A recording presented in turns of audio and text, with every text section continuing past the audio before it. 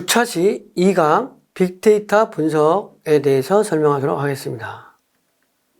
빅데이터를 이제는 분석을 통해서 어떻게 활용되는지, 빅데이터를 어떤 수집하고 저장, 처리 이렇게 해서 이 빅데이터가 어떻게 활용되는지를 중심으로 설명하도록 하겠습니다. 그리고 빅데이터를 어디에 가서 빅데이터를 사용하는지 이런 부분에 대해서 설명하겠습니다. 그래서 빅데이터 활용은 먼저 기업에서 비즈니스로 많이 활용을 하고 있어요.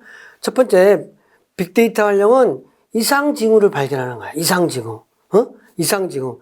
그러니까 쉽게 얘기해서 내가 어떤 카드를 분실했어요. 근데 나는 카드를 한 번도 사용하지 않은 장소에서 사용한다. 그러면 그 부분을 이상하다고 생각해서 예의주시하게 바라볼 수 있잖아요.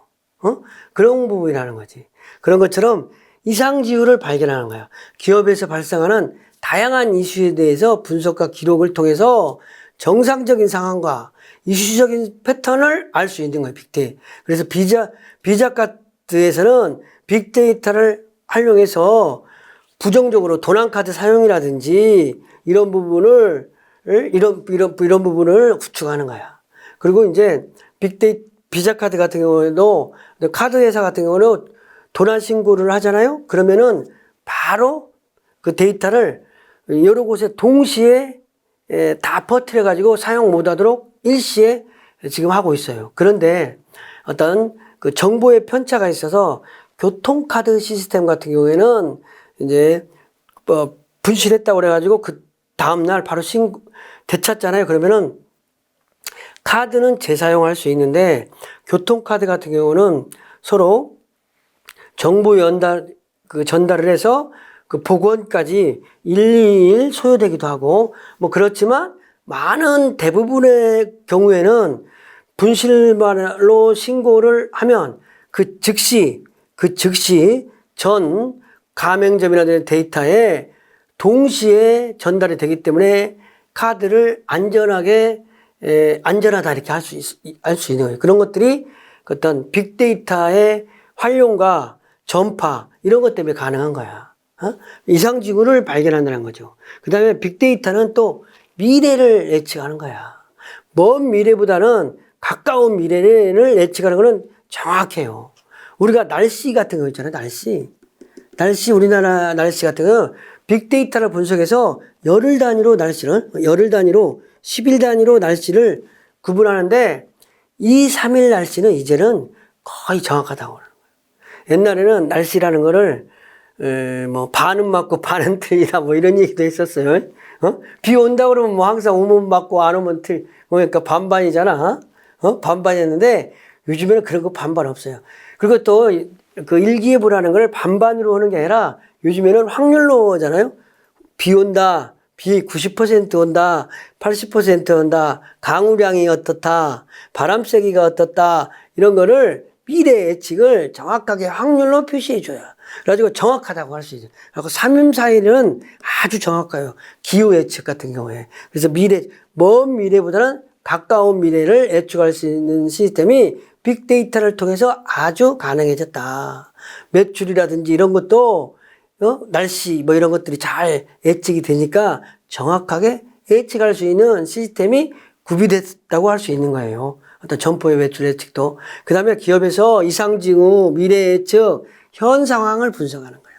현재 우리 점포가 어디쯤 가고 있는지 빅데이터를 활용해서 영업 상황을 보다 내부적인 자료 또 외부적인 자료를 감안해서 소매점에서 품목별 베스트 판매 아이템을 분석해서 100개 점포를 운영하고 있는 본사에서는 딱 이런 부분을 만들어서 100개 점포에서 하니까 검증된 데이터잖아요. 검증된 데이터를 가지고 100개 점포에서 공용으로 100대 아이템 해가지고 인기 아이템 100대 아이템을 해서 다른 점포에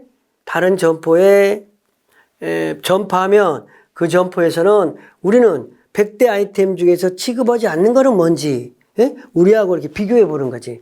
그래갖고 인기 상품인데 우리가 없는 상품이 있다. 그러면 우리가 다른 그 상품을 취급하는 거고 취급하는 거죠. 그리고 또 이제 그 100대 상품은 아니지만 우리는 상권 특수성이라는 게 있잖아요. 상권 특수성에 의해서 또 이제 설명되는 건 놔두고 상권 특수성이 반영되지 않은 상품 중에서 100대 아이템이 있는데 우리 점포는 잘 팔리지 않는 않는 상품 같은 경우는 골라가지고 우리 점포에 취급하게 만든다든지 이런 것들을 빅데이터를 통해서 활용한다고 할 수 있는 거야. 그러니까 빅데이터는 뭐라고요? 첫 번째, 이상 징후, 미래 예측, 현 상황 분석 세 가지요. 자, 정확하게 이 세 가지를 알아야 되는 거야. 이상 징후. 두 번째, 미래 예측하는 거요. 세 번째, 현 상황 분석. 이거를 하기 위해서 빅데이터. 근데 이상 징후는 미래 예측, 현 상황 분석을 해서 상권이나 입지 분석에서는 미래 예측이나 현 상황 분석을 주로 하는 거겠죠. 상권 분석이라든지 입지 분석을 위한 빅데이터 분석은 이상 징후 분석이라기보다도 미래 예측, 물론 이제 기존에 운영하고 있는 점포의 상권 분석이라든지 오퍼레이션 분석은 이상 징후를 발견해서 상권의 상권이 이동된다든지 우리 점포의 이기감, 경쟁점 대비 우리 점포가 못하고 있다 이런 상황들을 빅데이터를 통해서 발견할 수도 있겠죠. 이상 징후로.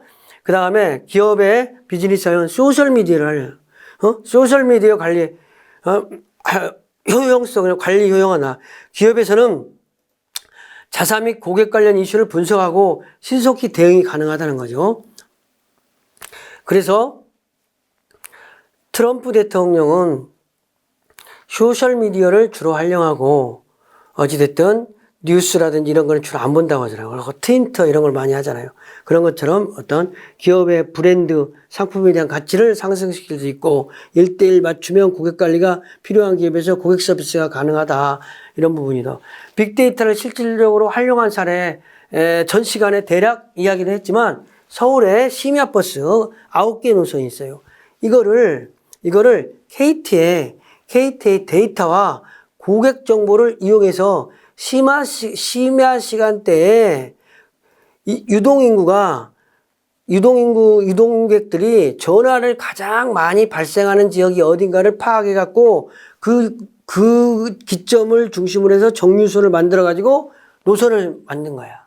그래 가지고 빅데이터를 이용해서 이용객 수는 시간대별 이용객 특성까지도 구체적으로 분석해서 노선을 만들다 보니까 그 노선이 아주 사람이 그냥 노선을 개발한 것보다 실질적으로 이용객이 많아지고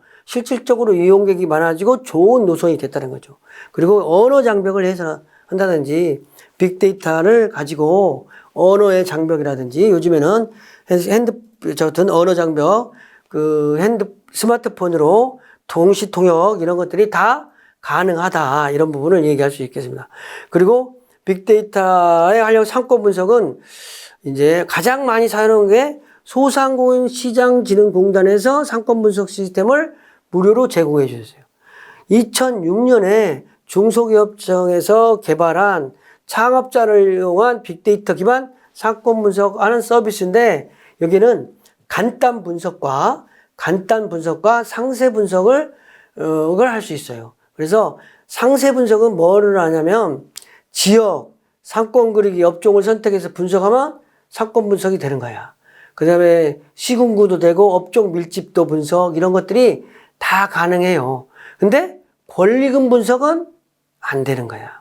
권리금 분석은 천차만별이고 이게 신고사항이 아니잖아요. 그래서 권리금 분석은 안 된다. 그런데 업종별 밀집 분석 이런 부분은 소상공인시장진흥공단의 상권 분석 시스템에 활용하면 잘 나와 있다. 그래서 상권 부분 어떤 것들이 또 나오냐면 업력 통계라고 해요. 어떤 업종에 창업률, 폐업률도 공개돼요. 그다음에 매출도 당연히 나오고 임대 시세도 나오고 상권 분석 통계나 상권 분석을 가장 많이 실시한 업종은 어떤 거냐 그런 업종 통계 이런 것까지도 다 나온다. 그리고 창업 과밀 지수, 점포 이력. 내가 이 자리에 삼겹살집을 하려고 그러는데 이전에는 뭐 했는지 과거에 이게 커피숍 갔다가, 음식점 갔다가 삼겹살집으로 가는지 과거의 점포 이력이. 근데 너무나 많은 점포가 자꾸 바뀐다. 그러면 그건 좋지 않은 거예요. 너무나 점포가 너무나 수시로 바뀐다. 이건 장사가 안 돼. 업종을 바꾸는 거잖아.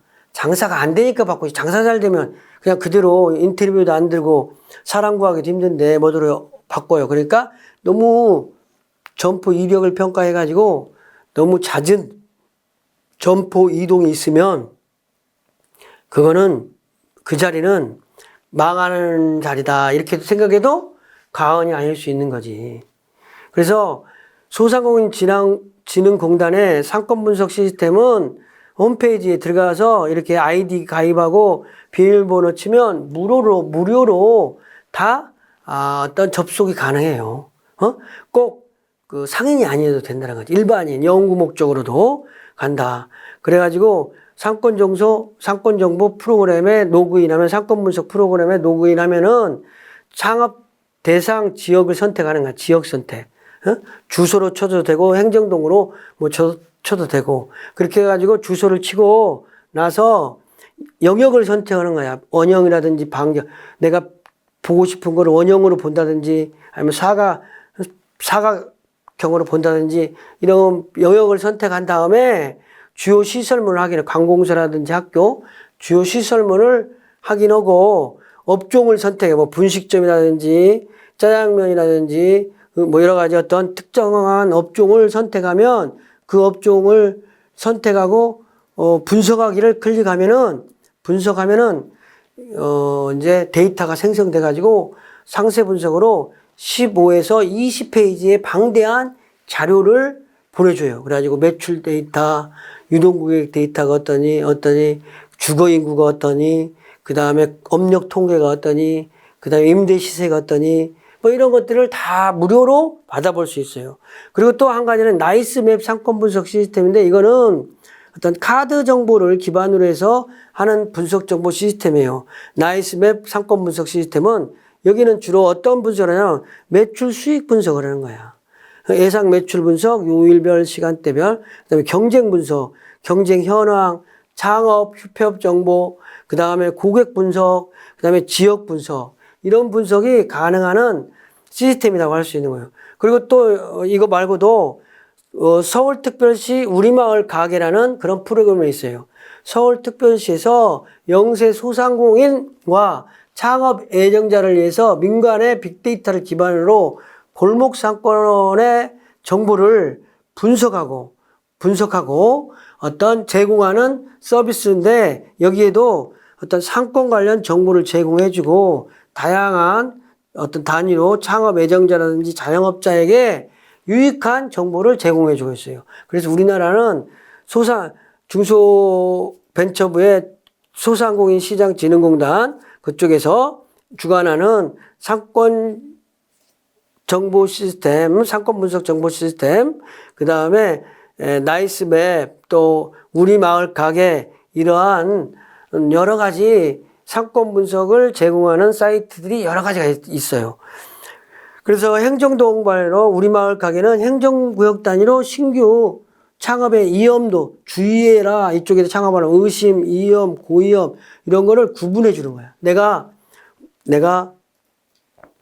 어찌됐든 군자역 주변에다가 어떤 업종을 오픈하겠다 그러면 거기가 어떤 위험한지 고위험인지 뭐 이런 것까지도 우리가 그 분석을 통해서 받을 수 있는 거예요. 그런데 우리가 아무리 고위험 지역이라도 내가 특별한 노하우가 있고 나의 우리 점포에 독특한 점이 있다 그러면 가게가 없는 거지.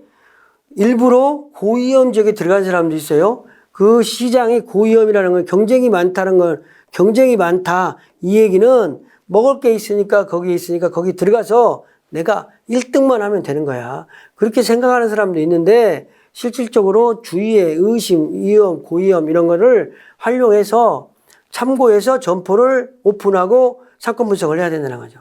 그래서 상권 신호등의 폐업 신고율 3년간 개업 대비 폐업 신고율, 평균 폐업 기간, 점포 증감률 이런 정보들을 다 제공해 준다는 거죠. 그래서 맞춤형 상권 정보 점포 마케팅을 할 수 있도록 한다. 그리고 이 이외에도 여러 가지 상권 정보 시스템인데 카카오맵이 있어요. 카카오맵을 해가지고 여러분들이 이제 어떤 특정한 지역에 가면은 맛집 검색을 하잖아요. 그러면은 카카오맵을 열고 군자역 주변 짜장면집 맛집 알아봐 주세요. 그렇게 이야기하면 짜장면집 중에서 서열로 1번, 2번, 3번, 4번 이렇게 알려줘요. 우리나라가 지금 그렇게 서열이 1번, 2번, 3번, 4번이라는 건 뭐야? 장사가 그만큼 많이 잘 된다는 거야. 근데 이제 이런 건 있지. 크기 대비 잘 되냐 이런 건 봐야 돼. 그건 무슨 정보야? 카드 트래픽 정보를 말하는 거야. 카드 매출액 순으로 점포를 말해주는 거니까 점포가 크면 카드 매출이 많겠지. 그래서 커피숍 뭐 맛집 알려달라 그러면은 맛집을 다 별표 별 5개부터 별 많은 숫자들로 맛집이잖아.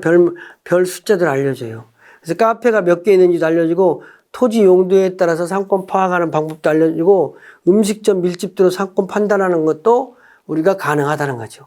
그리고 유료로 블랙키라든지 뭐 이런 어떤 그 유료 사이트가 있어요. 근데 유료 사이트는 이용하기는 하지만 초보자라든지 전문가가 아닐 경우에는 무료로 이용하는 카카오 맵이라든지 그 다음에 상권정보 시스템 소상공인 시장진흥공단에서 이용하는 상권정보 시스템 이런 부분을 활용해서 상권 분석을 하는 것이 더 효율적이라고 할 수 있겠죠. 그래서 이제 고객 가치 분석이에요. 고객 가치 분석. 고객 가치 분석은 뭐냐? 고객의 지갑 점유율을 보는 거야. 고객 중심의 가치 척도를 알아보는 거야. 고객 가치 척도. 고객 가치 척도를 알아보는 거야. 그래서 어떤 고객이 우리에게 얼마만큼 매출을 기여할 것인지 이런 거를 토대로 해서 이러한 거를 토대로 해서 우리가 고객을 분석하는 방법이 있다는 거죠. 전통적인 어떤 고객에 대한 가치 척도는 전체 고객 중에서 우리가 얼마만큼 획득했느냐 이런 방법을 봤어. 그래서 비용은 얼마 되느냐, 얼마나 고객이 유지하고 얼마나 이탈되느냐 이런 방법으로 옛날에는 고객을 바라봤어요. 그래서 만약에 군자역 쪽에 우리가 오픈하면 군자역점 이렇게 어떤 특정한 매장을 오픈했다면 우리 군자역점에 목표 고객은 1000명인데 우리는 900명 유치했다. 그래서 90% 획득했다. 근데 비용은 얼마 들었다. 그 다음에 고객이 유지하는 데는 그런 고객을 유지하는 데는 유지율은 얼마고 매달 몇 프로씩 이탈되고 있다. 이런 거를 관리하는 게 옛날에 전통적인 고객 분석이었다면 이제 그리고 또 옛날에는 그런 거에다가 RFM 분석 정도를 했어요. 얼마나 최근에 근무했는지 구매 빈도, 구매 금액, 리센트리, 프리퀀시, 모니터리 밸류 얼마나 최근에 구입했는지 구매 빈도, 구매 금액 이런 걸 가지고 RFM 분석이라는 걸 하는데 이런 정도의 분석을 우리가 했었는데 이제 시간이 가면서 어떤 이런 부분보다는 생애 가치, 고객 생애 가치를 계산하는 이런 방향으로 자꾸 시스템이 바뀌는 거예요. 고객 생애 가치라는 건 뭐냐? 고객과 관계를 통해서 미래에 이 고객이 우리에게 얼마만큼 가치가 있을 건가. 그래서 LTV라고 하는 거야. LTV. 그래서 실현 가치 플러스 잠재 가치. 어떤 고객의 현재 우리 매장에서 500만 원 사는데 미래에 얼마만큼 이분이 기여할 거냐. 이런 부분까지 같이 보는 미래의 잠재 고객을 추정하는 그런 시스템으로 지금 어떤 고객 생애 가치를 추정하는 방향으로 바뀌어가고 있다. 노열티 프로그램, 고객을 분석하는데 노열티 프로그램, 충성 고객을 관리하는 프로그램, 충성 고객 관리하는 프로그램, 스탬프 제도라고 그래가지고 이제 도장 찍어주는 거야. 7 플러스 1. 7번 오면 1번 플러스 한다. 10 플러스 1, 10번 도장 찍어주면 하나. 그러니까 어떤 커피숍에서 도장을 10번 찍어주는 거야. 그래갖고 10번 다 찍으면 커피 한 잔 공짜로 준다. 이런 게 이제 스태프 제도라는 거야. 회원 제도라는 거는 이제 마일리지 제도 같은 걸 도입하기 위해서 회원카드 가입해서. 근데 회원 제도는 너무만 많은 미용실부터 음식점, 커피숍 너무 많은 데서 회원 마일리지를, 회원 카드를 발급하니까 그게 너무 많아졌잖아요. 근데 요즘은 그래도 그걸로 안 하고 이제 어플로 한다든지 여러 가지 방법으로 하니까 좀 나아졌지만 옛날에는 막 카드를 발급해 줬잖아요. 그러면 원 카드만 필요한 거지. 하나의 카드만, 대표 카드만. 응? 대표 카드. 대표 카드 하나가 주로 사용하잖아요. 그래서 우수고객을 우대하는 프로그램을 이제 많이 하는데 20대 80 원칙을 많이 얘기해요. 우리가 2080 법칙이다 이렇게 얘기했는데 이게 뭐냐? 이탈리아 경제학자 빌프레드 파레토라는 사람이 처음 발견했는데 우수고객을 발견하기 위해서 발견한 게 아니라 이탈리아의 부를 누가 갖고 있는가 분석해 봤어요. 그랬더니 20%의 부자들이 이탈리아의 부를 80%를 가지고 있더라. 여기에서 부의 불평등을 제기한 거야. 아, 소수의 사람들이 부를 너무 가지고 있다. 이런 것을 보면서 부가 불평등돼 있다. 이런 부분을 얘기한 거야. 그런데 이런 부분이 다른 부분에도 통하더라. 우수고객 20%가 매출액의 80%를 좌우하더라. 그래서 우리는 우수고객 20%를 잘 관리하면 매출 관리하는데 전혀 문제가 없다. 80% 매출이 관리된다. 이렇게 설명할 수 있는 거죠. 그래서 2080 법칙이라고 하는 거야. 그래서 파레토가 부의 불평등을 개발한 거를 준용한 거다. 그래서 포인트 프로그램, 마일리지 쌓이면 뭐 0.01% 적립해, 만 원 쓰면 뭐 10원 적립해 준다든지 이런 방법으로 마일리지 적립해서 마일리지를 쌓이면 5,000원 단위로, 1,000원 단위로 사용할 수 있다. 이런 여러 가지 마일리지 쌓이는 방법, 또 마일리지 사용할 때 어떻게 하는가, 뭐 이런 부분을 철두철미하게 정해서 포인트 프로그램을 설계해서 고객 프로그램을 하잖아요. 그래서 마일리지로 어디 가요? 많이 하는 사람은 미국을 몇 번 왔다 갔다 하면 제주도 같은 데는 그냥 비행기 추가 요금 안 들고 마일리지를 활용해서 여행하고 뭐 이런 거 볼 수 있잖아요. 그런 부분. 근데 이제 마일리지는 한 가지 우리가 그 어떤 중요하게 생각해야 되는 한 가지는 마일리지는 내 돈을 기업이 가지고 있는 거야. 근데 기업이 점포를 폐점한다든지 다른 사람한테 넘길 때 마일리지를 승계해주고 나한테 돌려줘야 되잖아요. 내 마일리지니까. 근데 그렇게 안 하는 악덕 상인들이 많이 있다는 거. 이거는 우리가 관가해서는 안 될, 이런 것들은 서로 고발하고 그러지 않으려고 상호간에 노력해야 되는 거지. 내 마일리지를 그냥 먹튀하면 되겠어요? 어느 날 빵집에 마일리지 엄청 쌓여놨는데 그 빵집이 폐점하고 다른 빵집이 생겼다 그러면서 가서 옛날에 내가 여기 마일리지 쌓였다고 그러면은 그 사람이 모르는데요. 이러면 어떻게 되는 거야, 여러분? 황당하잖아. 이런 일이 없도록 해야 된다. 그리고 이제 어떤 쇼퍼 인사이트 분석이라는 게 있어요. 요즘에는 쇼퍼 인사이트. 고객을 분석하는 데 있어서 옛날에는 사용자, 구매자 이렇게 나누지 않았어요. 그런데 요즘에는 상품 구매자가 꼭 사용자가 아니야. 그런데 상품 구매자에 초점을 맞춰서 관리를 하는 거지. 물리적으로 상품 구매자와 사용자가 다른 거가 있어요. 주부들이 아이들 간식을 구매하는데 의사결정은 주부가 하지만 먹는 거는 애들이 먹는다는 거. 남편이 마실 맥주를 주부가 산다든지. 동일한 소비자라도 사용자 측면과 쇼퍼 측면이 심리적으로 다른 경우 있어요. 내가 물건 사가지고 선물하는 경우도 있잖아. 내가 물건 사서 사용하는 경우도 있지만 선물하는 경우도 있잖아요.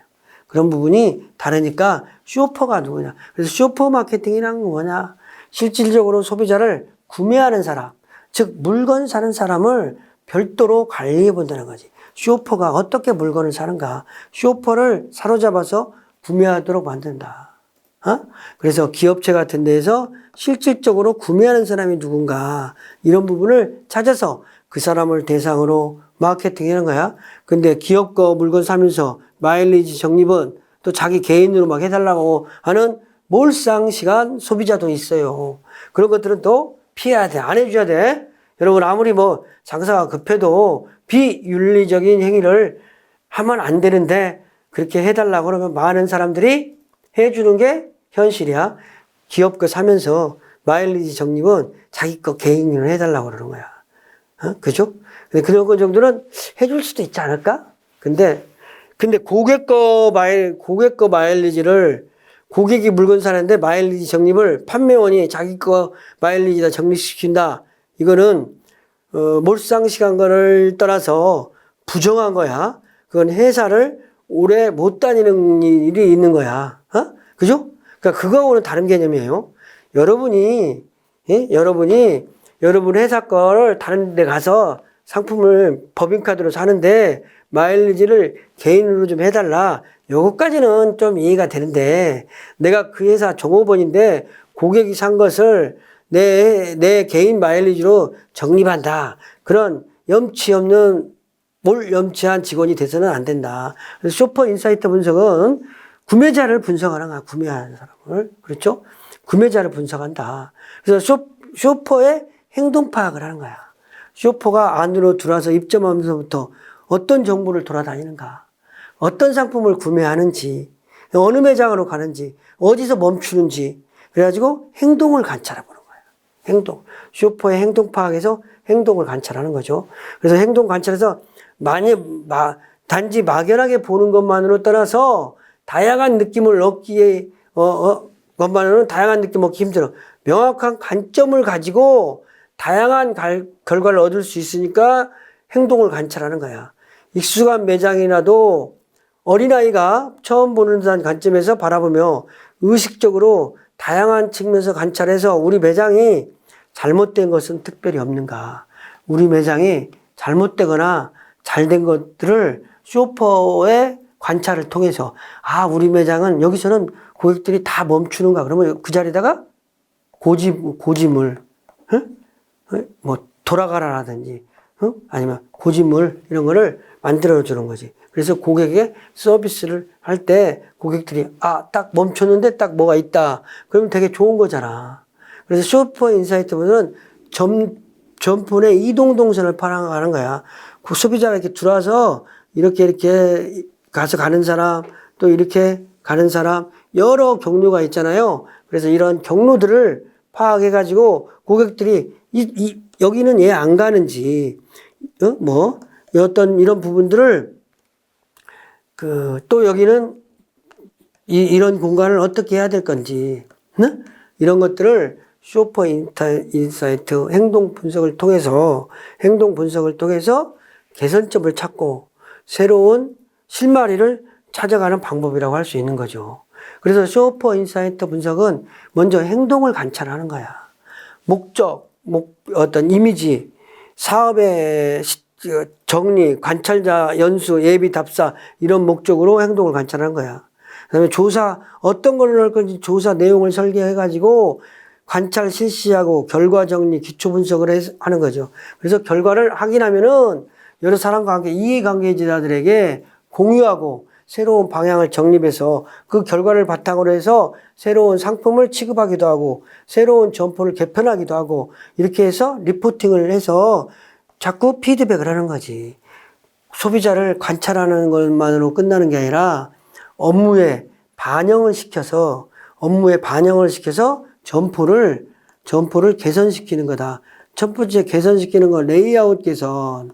두 번째 취급 상품 개선. 세 번째, 그 다음에 직원들의 서비스 개선. 그리고 총체적으로 어떤 점포의 상권 입지 분석을 통해서 이 점포의 미래 예측까지 해보는 거지. 그래서 이 점포는 지금 안 되니까 다른 데로 옮겨야 될 건지, 지속적으로 가능해야 될 것인지, 투자를 더 해야 될 것인지, 이런 것들을 쇼퍼 인사이트 분석을 통해서 우리가 유추해보고 할 수 있다고 할 수 있겠습니다. 그러면 쇼퍼 인사이트 분석을 어떻게 하냐? 관찰 내용을 설계해야 돼. 뭘 관찰할 건지. 그냥 뭐 고객들이 시설을 관찰할 건지, 아니면 구매 내용을 관찰할 건지, 예? 예? 그 다음에 반품을 관찰할 건지, 예?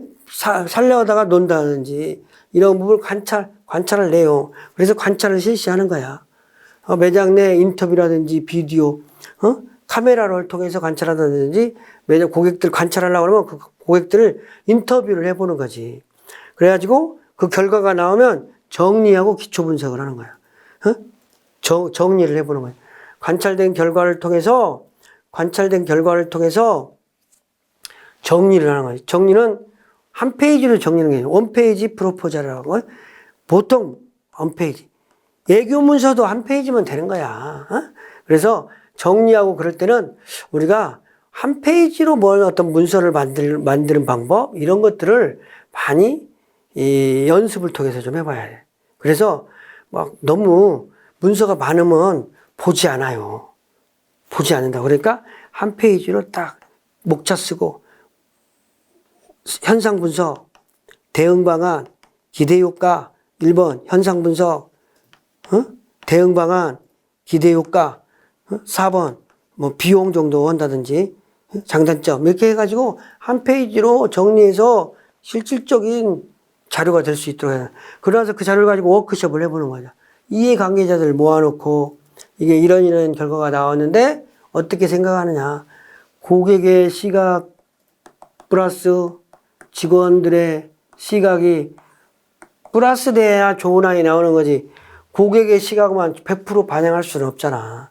고객은 고객이고, 또 직원들이 그 고객들의 생각을 어떻게 생각하는지, 물론 고객의 의견은 언제나 옳지만 그거를 워크숍을 통해서 도출한다는 거죠. 그리고 나서 실천 및 효과를 검증하는 거야. 근데 검증하다 보면 원점으로 돌아갈 경우가 많아.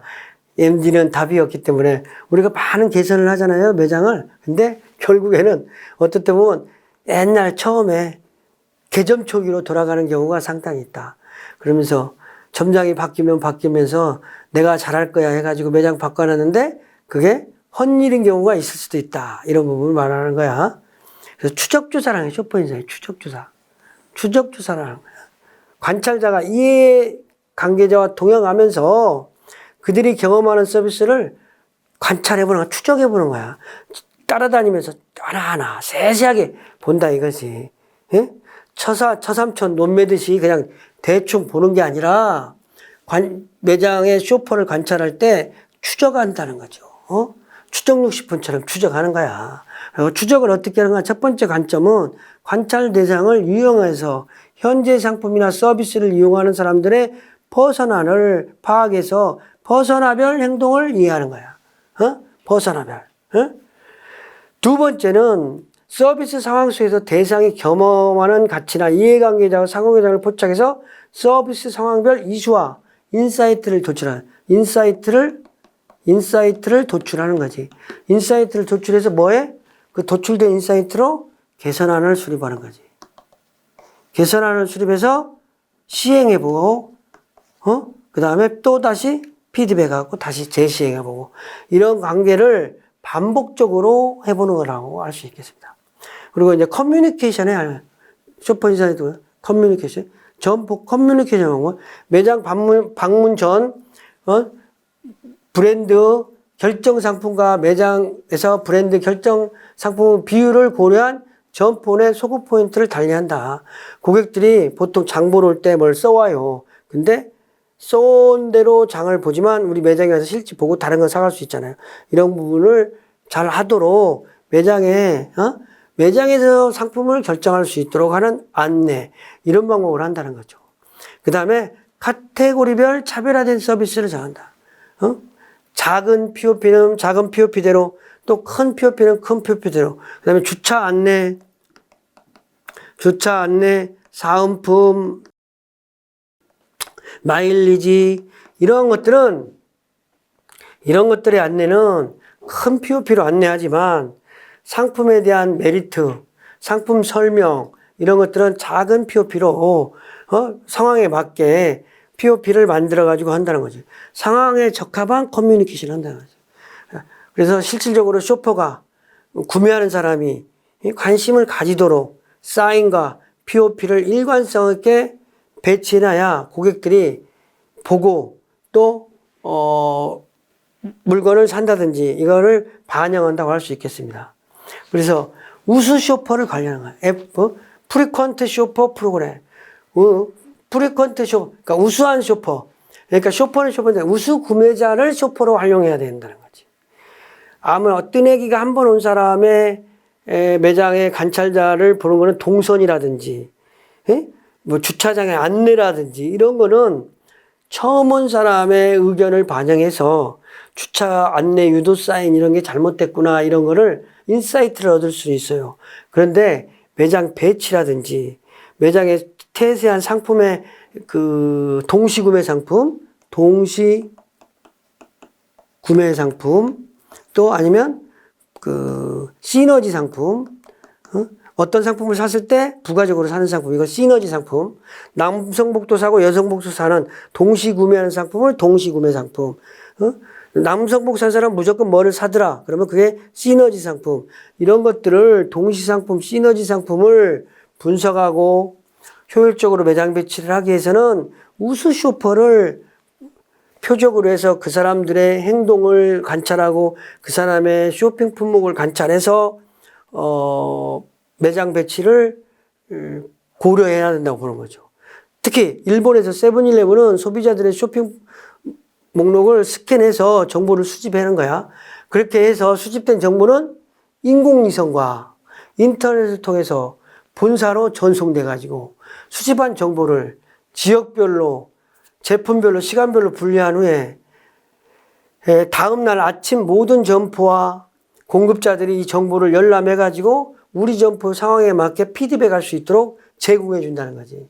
그래서 점포에서 패스트푸드와 신선식품은 하루에 한 3번 정도 주문되고 가공식품은 일주일에 한 3번 정도 주문하는데 이러한 쇼퍼의 구매 정보가 반영돼 가지고 실질적으로 발주를 한다는 거지. 다른 점포에서 삼각김밥 잘 나가는 모델이 있으면 그 모델을 보고 우리가 추가적으로 발주를 한다든지 이렇게 해서 상품 MD를 고차원화한다든지 이렇게 할 수 있다는 거죠. 그래서 우수 쇼퍼 관리라는 거는 프리퀀트 쇼퍼 자료를 또 활용해서 소매업체에서는 이것을 활용해서 경쟁 우위를 하려면 전략적 수단으로 이용하기도 하고 활용 단계는 그러니까 그런 우수 쇼퍼는 카드 회원 단계, 우수 고객 단계, 그 다음에 매장 MD나 판촉에 활용하는 단계 이러한 것들로 고객 단계별에 따라서 우수 쇼퍼 단계에 따라서 활용을 달려야 되는 거죠. 우수 쇼퍼라고 해서 똑같이 하는 게 아니라 어떤 경쟁 우위성과 우수 쇼퍼의 정도를 봤을 때 1단계와 2단계로 나눠서 1단계는 구매 금액에 따라서 어떤 그 고객을 등급으로 좀 나눠본다는 거죠. 등급으로. 그리고 2단계는 실질적으로 점포에서 어떻게 활용할 것인지를 어떤 카테고리별로 분류를 하는 거예요. 그래서 1단계는 카드 회원 구축하는 단계, 우수 고객 식별 단계, 우수 고객 관리 단계 이렇게 어떤 그래서 많은 고객들이 뭐 MVG, VIP 고객이라고 그래봐. VIP 고객, 우수 고객, 그다음에 회원 고객 이런 방법으로 해서 회원 고객은 어떻게 관리하고 우수 고객은 어떻게 관리하고 VIP 고객은 어떻게 관리하고 이런 거를 고객을 등급화시켜서 그 등급화된 고객들의 의견도 다르게 반영하는 거죠. 우리가 대우도 다르게 하고 의견도 다르게 반영하고 이런 부분을 상호 커뮤니케이션 하는 부분이고 2단계로는 고객 쇼퍼를 통해서 제품 판촉에도 활용하고 MD를 바꾼다든지 매장 변경 이런 것들을 쇼퍼의 의견을 반영해서 매장을 변경하기도 하고 또 프로모션 고객들의 의견으로 우수 고객이 사은품 자주 받아봤으니까 아 이제 화장지는 고안 줬으면 좋겠어요. 화장지 우리 집에 나만 하는 게 화장지. 맨날 화장지만 줘가지고 이제 화장지 그러면은 화장지 말고 다른 사은품을 개발해서 고객에게 제공하면 더 좋은 반응을 일으킬 수 있잖아요. 이런 것들이 쇼퍼 관리라고 할 수 있겠습니다. 다음 시간에는 점포 조사 및 경쟁점 조사에 대해서 학습하겠습니다.